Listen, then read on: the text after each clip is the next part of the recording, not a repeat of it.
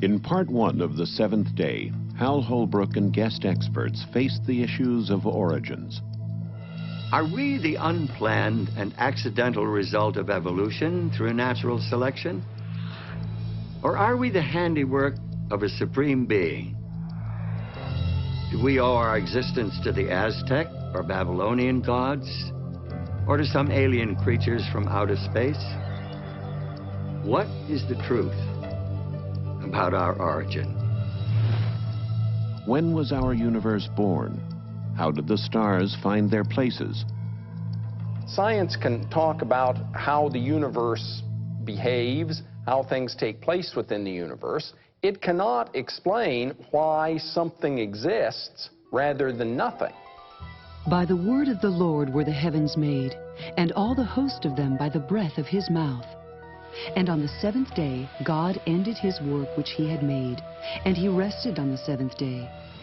God creates the entire world in 6 days, and then he rests on the Sabbath. The Sabbath is, though, a creation in and of itself, because what it does is put the rest of the 6 days in perspective. The commandment to observe the Sabbath every seventh day, the longest of all the 10 commandments, was preserved with the other 9 on stone tablets and placed in the Ark of the Covenant. Individuals today are in great need of finding a sanctuary in time, which is what the Sabbath is. Pope John Paul II, in his apostolic letter Dies Domini, suggests that the Sabbath recalls that the universe and history belong to God. In more than 100 ancient and modern languages, the seventh day of the week was named Sabbath, or its equivalent. As we increase our knowledge of the past, as we unravel its mysteries, the outlines of our history become more and more distinct. From caves and burial sites, from stony cliffs that were once cities and towns, from the wrecks and ruins of long-lost tribes and nations, there emerge new clues to broaden our understanding of the human story. From the records of extinct civilizations and societies, and from the volumes of ancient literature, archaeologists are continually adding to the picture.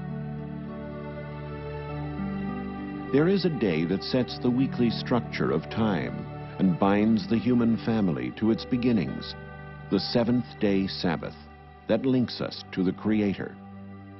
And now, part 2 of the seventh day, revelations from the lost pages of history.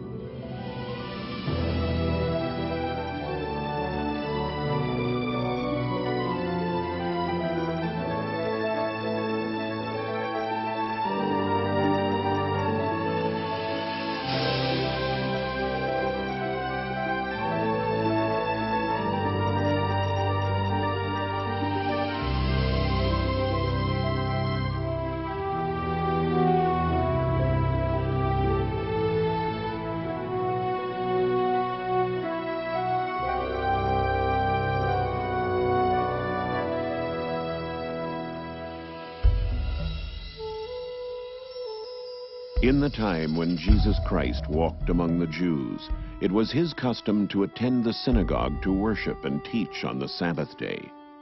And the eyes of the religious leaders were continually upon him.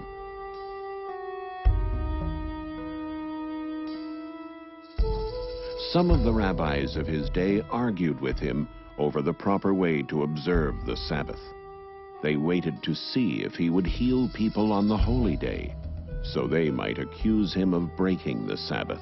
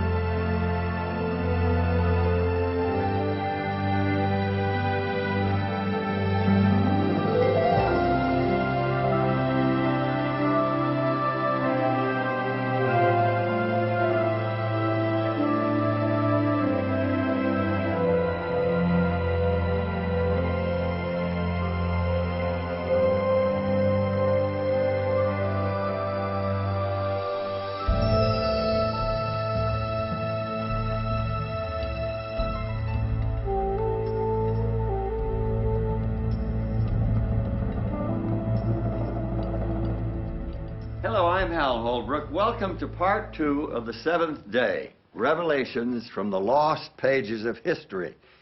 What Jesus Christ did on that Sabbath 2,000 years ago was revolutionary indeed. By healing on that day, he won the hearts of the common people. This placed him in direct conflict with the Jewish leaders. By claiming himself to be the Lord of the Sabbath, he challenged their spiritual authority, a challenge that eventually led to his infamous trial and death on the cross.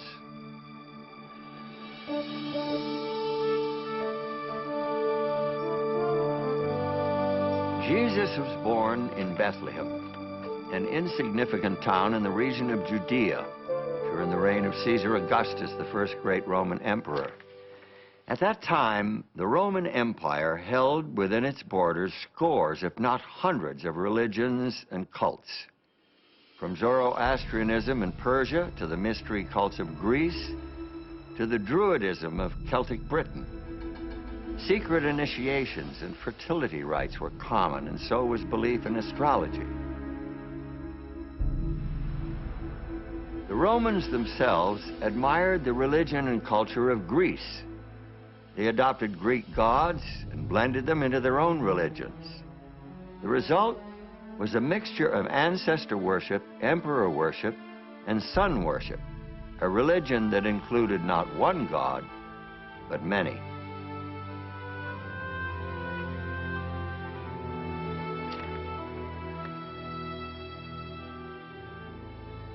The Jews, on the other hand, worshipped only one god.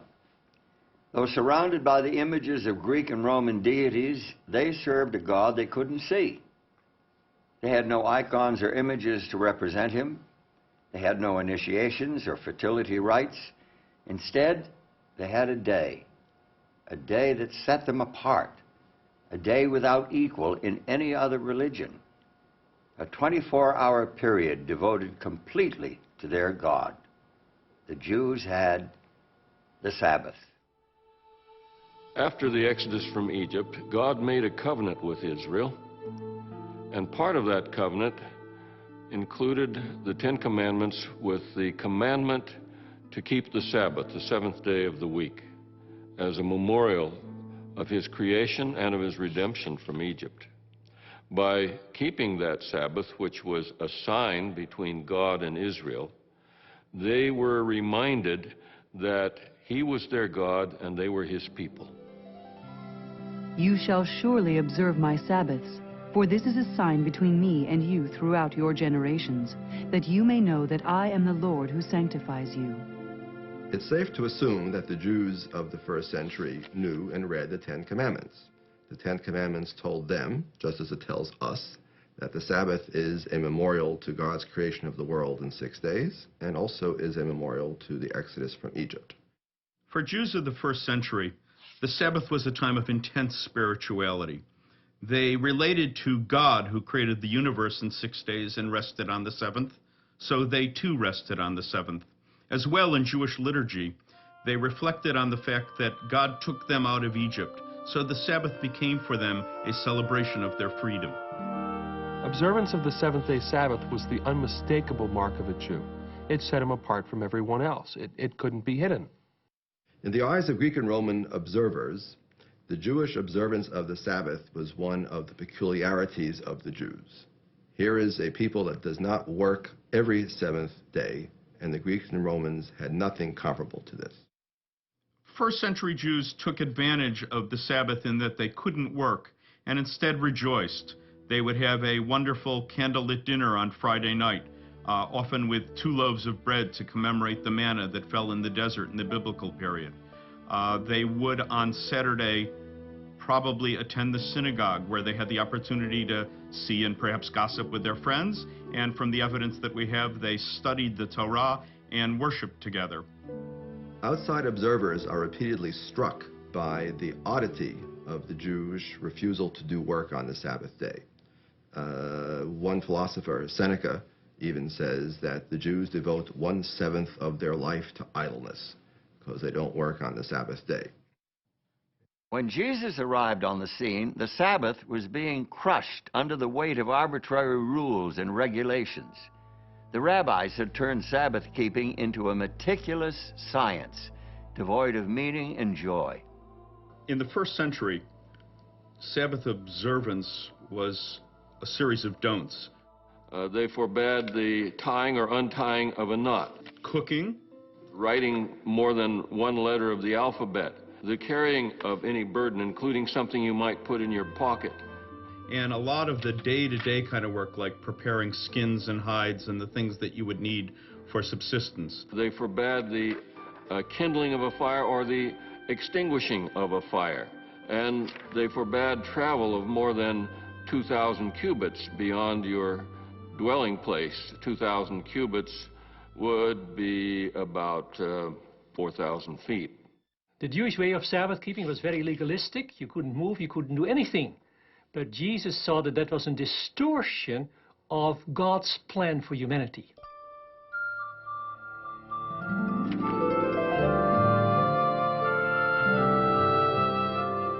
By healing the man with the withered hand, Jesus showed the true spirit of the Sabbath.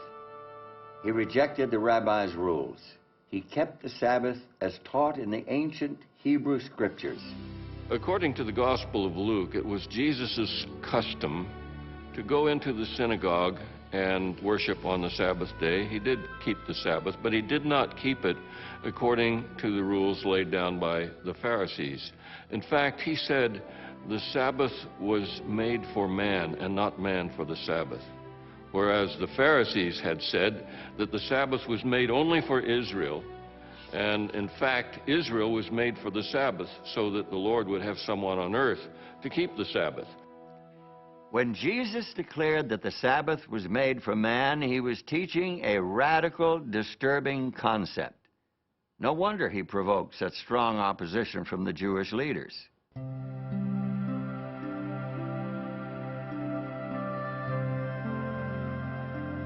On another Sabbath, Jesus was teaching the people. And there was a woman who had been ill and bent over for 18 years. And he called her to him.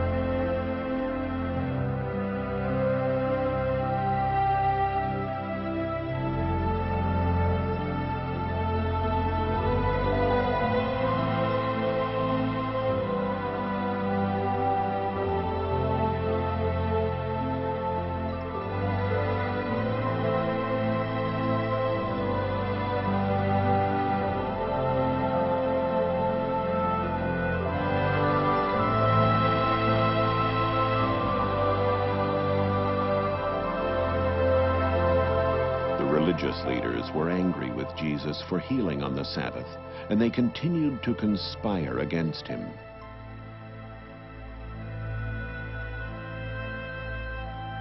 To the religious leaders, this was scandalous behavior, particularly because it broke their mortal danger rule.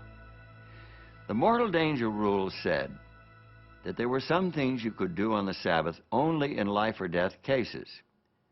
You could save someone whose life was in danger, but you could not heal a chronically ill person on the Sabbath. That would have to wait for another day. But Jesus didn't want to wait another day. He was saying basically, you untie your animal so that your animal can rest on the Sabbath, but you are criticizing me for loosing this woman from her burden so that she can truly keep Sabbath for the first time in many, many years. It was a devastating argument. St. John, in his record of the life of Jesus, reports that for this reason the Jews were persecuting Jesus because he was doing these things on the Sabbath. They accused Jesus of breaking the Sabbath, and they were afraid that the people would follow Jesus, the nation would become a nation of Sabbath breakers, and this would incur the judgments and the wrath of God, and they would lose their nation. And it was this fear that led to the crucifixion of Christ.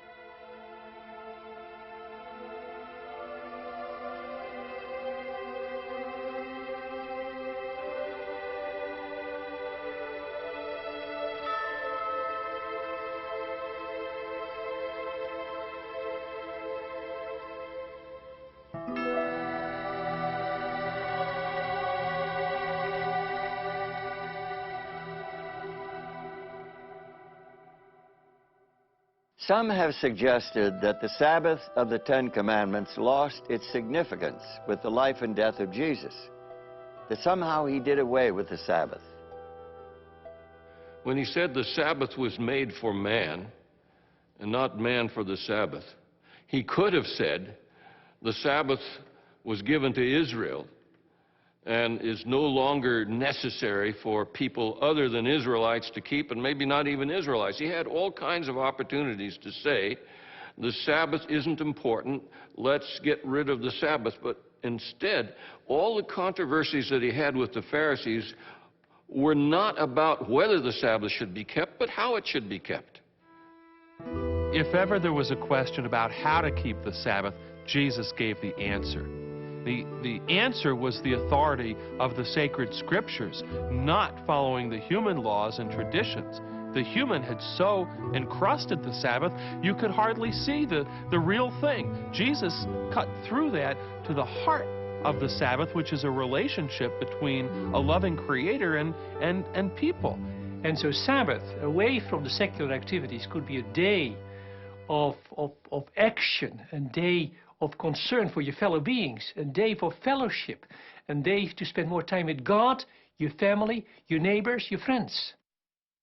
Many devout Christians are surprised to learn that their own weekly day of worship is based on church rules and traditions, and not on the sacred scriptures. Some believe the Bible teaches that Jesus purposely violated the seventh-day Sabbath in order to make way for a new Christian day of worship. This idea lacks both biblical and historical support. Jesus didn't break the Sabbath of the Ten Commandments. What he did was to defy human customs and traditions, and by doing that, he showed what the biblical Sabbath keeping, the true Sabbath keeping, really was. Jesus Christ broke the Sabbath free from the traditions that had made it a rigid formality, and he restored its true purpose as a celebration of man's relationship with his fellow man and with his Creator.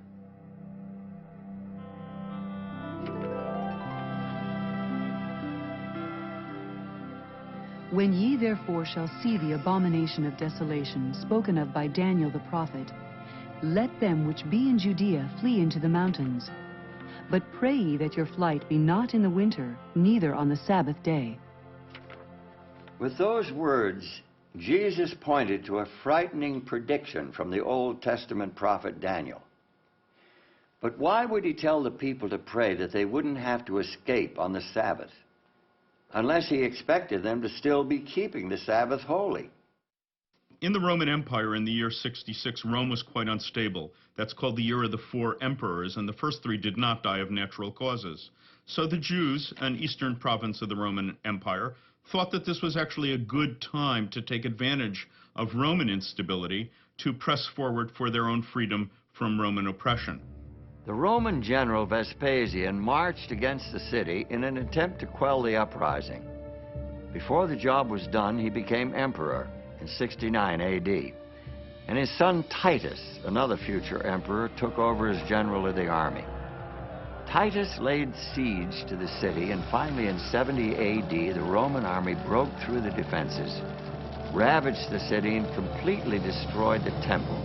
An early church historian reports that the Christians of Jerusalem remembered the warning of Jesus and escaped before the city fell to the Romans. This story is an obvious intersection of history and prophecy. We know the dates and places, and Jesus predicted and knew when these things would take place, that 40 years after his death and resurrection, his followers would still be keeping the Sabbath. In fact, throughout the New Testament period, and that takes us to the end of the 1st century A.D., Christians continued to observe the seventh-day Sabbath. That's clear from both the biblical and historical records.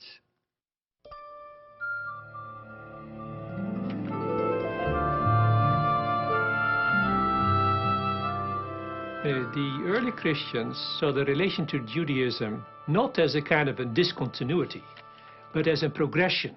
In fact, their religion was the fulfillment of all the hopes and expectations in the Old Testament.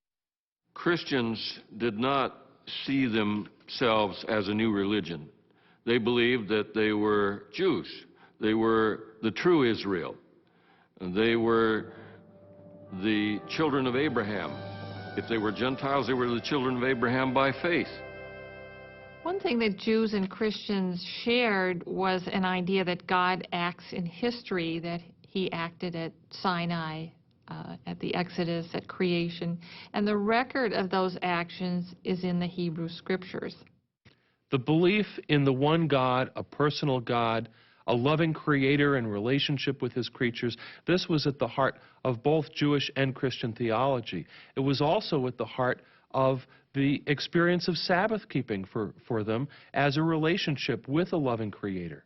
But for Christians, the life and death of Christ added a new dimension, a new reason for Sabbath keeping. So then, there remains a Sabbath rest for the people of God. With those words, St. Paul showed that Christian faith took the Sabbath to new heights. With the death and resurrection of Jesus, Christians had a new hope, a hope of deliverance from a world of sin. And the Sabbath, originally the memorial of creation, now also commemorated salvation and the spiritual peace that it brings.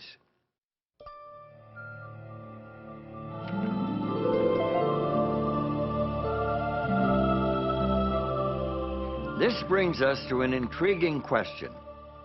If the 1st century Christians observed the Sabbath of the Old Testament, the seventh-day Sabbath of creation and the 4th commandment, why do most Christians today observe Sunday?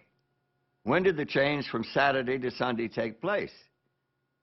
Does the biblical record provide any clue? The first 4 books of the New Testament are among the oldest Christian documents. St. Mark wrote his book first, a report on the life of Christ. That was 55 A.D. or later. The writings of Saints Matthew and Luke probably date to sometime between the late 60s and A.D. 80. St. John, the last surviving original disciple of Christ, wrote his book near the end of the 1st century.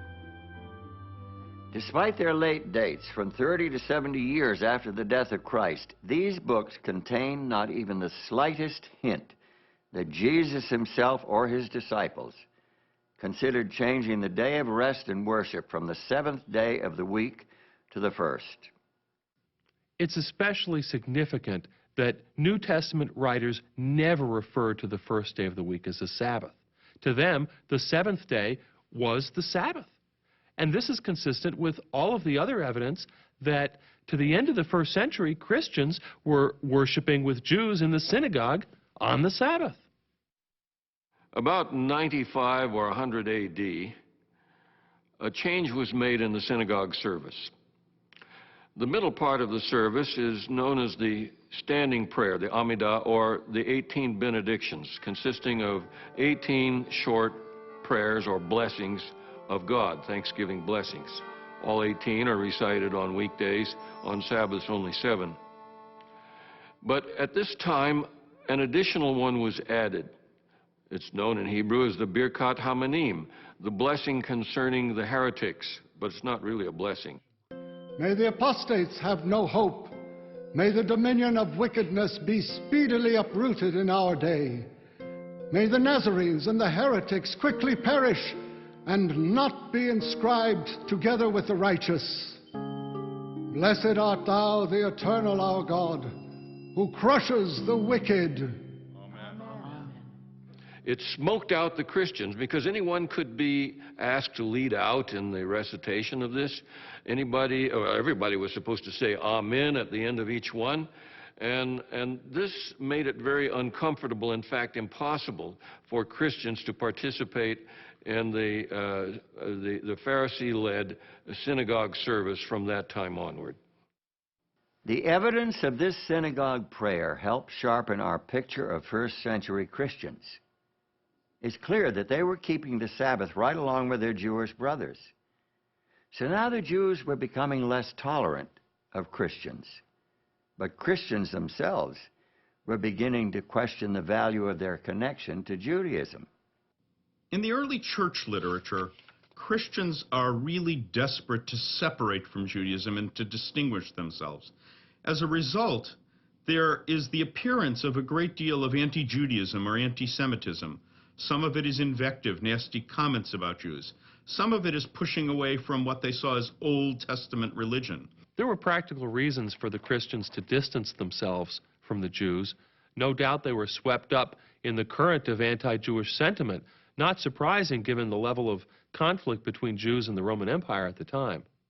Although the Jews were scattered throughout the Mediterranean region and beyond, many of them still dreamed of a great Jewish nation and ultimate victory over their enemies.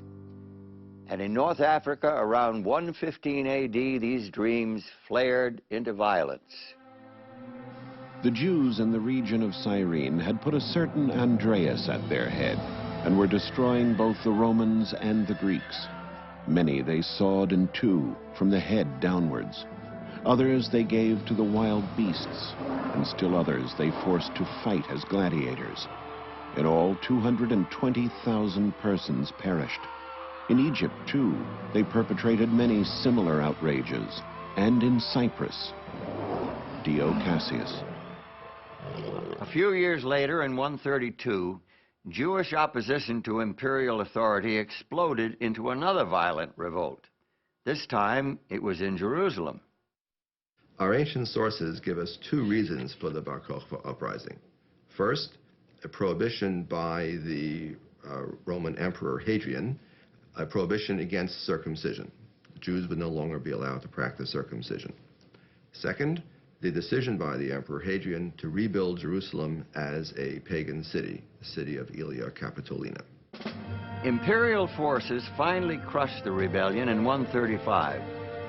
Hadrian banned Jews from Jerusalem and prohibited Sabbath keeping and other Jewish rites of religion. So there was strong anti-Jewish sentiment throughout the Roman Empire. Jews were the enemy. Christians didn't want to be associated with the Jews and thought of as the enemy. And the easy way to disassociate themselves was to renounce the Sabbath, which was a mark of Jewishness. So where and when did Christians first begin to observe an alternate day of worship? The lost pages of history lead us in a surprising direction.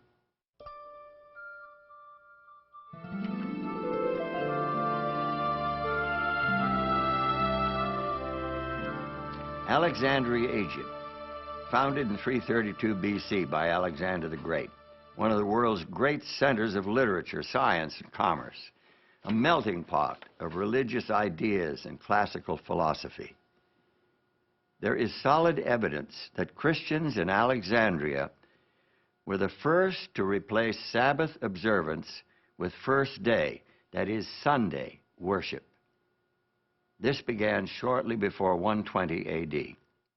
One of the first documents that we find pointing to Christian keeping of Sunday is the so-called Epistle of Barnabas.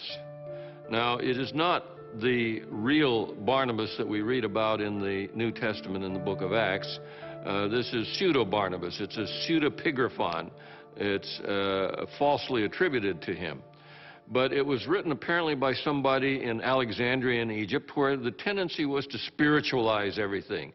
And that's what this Epistle of Barnabas does. It doesn't take anything literally. Barnabas believes that the Hebrew Scriptures is a gift to those who truly understand it.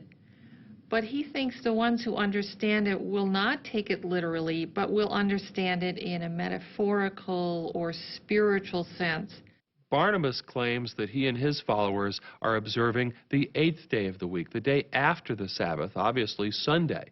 He condemns Judaism and everything associated with it, including observance of the seventh-day Sabbath.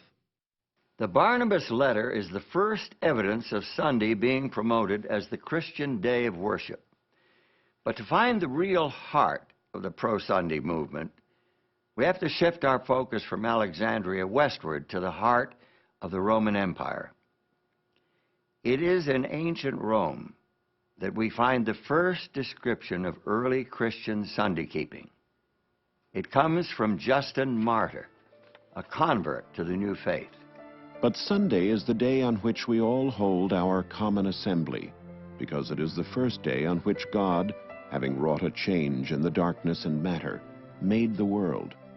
And Jesus Christ, our Savior, on the same day, rose from the dead.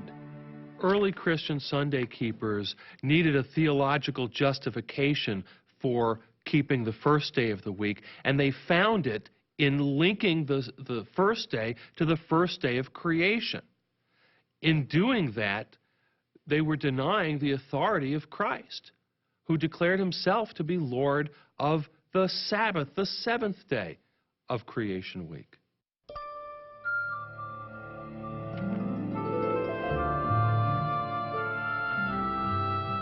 We have reached a critical defining moment in our story.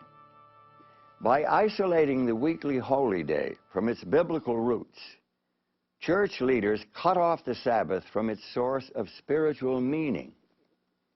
It would become a hollow formality, a political hot potato, a test of authority, and a pawn in a centuries-long power struggle. Sunday was an attractive replacement for Sabbath because Sunday was beginning to draw to itself a certain amount of aura because of new developments in the pagan religion that made Sunday the day of worshiping the sun and thinking of the sun. I suppose it was inevitable that elements of pagan worship would find their way into Christianity. Christians were, after all, a small minority in a distinctly pagan world, a world that worshiped mythical gods, dead emperors, and the invincible sun.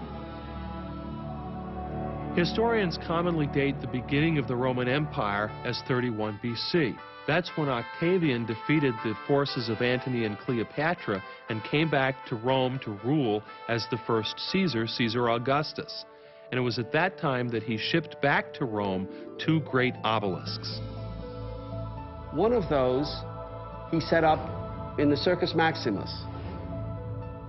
You know, it was not only that it was dedicated to the sun god, but it was also a very visible sign that Rome had conquered Egypt, that the dedication on it said, Caesar Augustus dedicates this as a gift to the sun, but it also says, because Egypt has been conquered. And so the people who came to the Circus Maximus to watch the games could see not only this dedication to the sun, but also the realization that the Roman sun god had prevailed over the Egyptian sun god. Reports from the mid-1st century provide additional evidence of the popularity of sun worship. The notorious Emperor Nero commissioned a sculptor to create a statue nearly 115 feet tall, topped with the likeness of his own head in the style of the sun god. When Vespasian built his great amphitheater, which we call today the Colosseum, he took that enormous colossus, colossus is the ancient word for statue, that enormous colossus of Nero, changed the features on the face, and dedicated it to the sun god. Emperor Elagabalus was so devoted to his eastern sun god that he took the deity's name. He brought his god in the form of a black meteorite all the way from Syria to Rome and adopted an eastern lifestyle. And so his eastern dress and his eastern orgies and his eastern behavior brought Elagabalus to grief after 4 years. And even though his god was sent back, the black stone was shipped back to Syria. That sun worship continued. The ancient historian Plutarch reports how the Roman general Pompey went to the eastern Mediterranean to deal with a problem of pirates attacking commercial shipping. This is about 50 BC. Well, he conquered the pirates, captured them, brought them back to Rome. Turns out the pirates were worshippers of Mithras, the sun god. And from those pirates, the worship of Mithras became very popular in Rome, especially among the military. I think that Roman military men would find Mithras a particularly attractive divinity. He was a warrior himself, fighting for the forces of good. It was a hierarchical religion, and one could progress from grade to grade. There were 7 grades of Mithraism, much like in an army. And thirdly, it was a religion of brotherhood and fellowship. They would meet together not only to worship their god, but to eat a meal in common. We hear about Roman soldiers having come back from the east who pray at dawn, facing the east, facing the sun. And this is when we begin to get in Rome a mention of Deus Sol Invictus. That is to say, the unconquerable sun god. Unconquerable because the night tries to conquer the sun in each 24-hour period. But at dawn, the sun has survived. The sun has vanquished the night.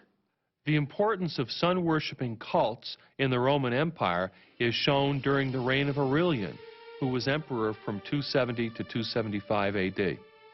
He established a state religion that included the worship of both the emperor and Sol Invictus, the invincible sun. He tried to unify all religions under the sun god. Diocletian, who came to power in 284, was also devoted to the sun god. He maintained Aurelian's principle of a state religion and even declared himself to be a god.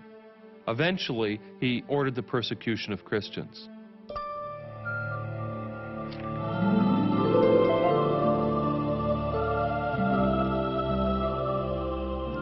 To some Christian leaders, it made sense to take advantage of the popularity of Sunday, especially since Sunday observance would make Christianity more attractive to the pagans, who already worshiped the sun on that day. For example, the Roman Emperor Constantine was, like Aurelian and Diocletian before him, a worshiper of the sun. He was the first emperor to profess belief in Christianity. It was during a crusade against his rivals that he was supposedly converted to Christianity. Sympathetic biographers claim that before a climactic battle near Rome, Constantine saw a vision of a flaming cross in the sky. He credited this vision with his subsequent victory and declared himself to be a Christian. Historians debate whether or not Constantine's conversion was genuine, since he maintained his pagan superstitions throughout much of his reign. He consented to baptism only as he lay on his deathbed. Still, his reign did mark a dramatic turning point in the history of Christianity. In 313, with the agreement of his co-emperor Licinius, he effectively legalized the Christian religion. The reign of Constantine the Great forms one of the epochs in the history of the world. It is the era of the dissolution of the Roman Empire, the commencement, or rather consolidation, of a kind of Eastern despotism with a new capital, a new constitution, and finally, a new religion. Was Constantine converted to Christianity, or was it the other way around? Who knows? But what's important to us today is that what emerged was a different kind of church, a different kind of state. In fact, the two were so blended together, it was hard to see where one ended and the other began. It seems that Constantine's personal religion was a mixture of Mithraic sun worship and Christianity. According to his Christian biographer Eusebius, he taught all his armies to zealously honor the Lord's Day, Sunday, referring to it as the day of light and of the sun, distinctly pagan terminology. Take a look at this passage from his famous Sunday Law of AD 321. On the venerable day of the sun, Let the magistrates and people residing in cities rest, and let all workshops be closed. In the country, however, persons engaged in agriculture may freely and lawfully continue their pursuits. The first law requiring people to celebrate on Sunday and rest on Sunday was a law promulgated by the Emperor Constantine in the year 321. And he does it without any reference to Christian theology or Christian ideas. He says to abstain from labor on the venerable day of the sun, which is an allusion to the fact that sun was becoming more and more the object of worship. So the first Sunday law requiring people to keep Sunday had no Christian flavor at all. Although Constantine promoted Christianity and built many, many Christian churches, he closed very few pagan temples. And we have a Roman calendar from the year 354. That's about 17 years after the death of Constantine, which has 4 separate festivals each year to the sun god. It shows that the sun god survived not only Constantine, but into the reigns of his immediate successors.